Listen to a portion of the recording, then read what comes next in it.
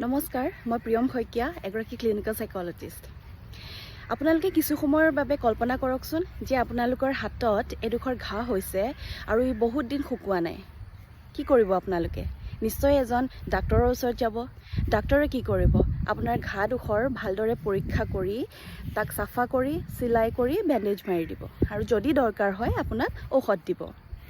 এতিয়া প্ৰশ্ন হ'ল যে আপোনাৰ সেই ঘাঁডোখৰ আছিলে, সেই ঘাঁডোখৰ সঁচাকৈয়ে বাৰু ডক্তৰজনে ঠিক কৰি দিলেনে? নহয়, আচলতে আপোনাৰ শৰীৰটোৱে সেই ঘাঁডোখৰ নিজেই শুকুৱাই ল'লে। ডক্তৰজনে কেৱল আপোনাৰ শৰীৰটোৰ বাবে এটা বেষ্ট কণ্ডিশ্যন বনাই দিলে য'ত শৰীৰটোৱে ঘাঁডোখৰ নিজেই শুকুৱাই ল'ব পাৰে। সাইকোথেৰাপিৰ লগতো ঠিক তেনেকুৱাই হয়। আমি আপোনাৰ মানসিক ঘাঁডোখৰ ভালদৰে বুজিবলৈ চেষ্টা কৰোঁ যাতে আপুনি ঘাঁডোখৰ নিজেই শুকুৱাই ল'ব পাৰে, তাৰ বাবে এটা বেষ্ট কণ্ডিশ্যন বনোৱাত আপোনাক সহায় কৰিব পাৰোঁ।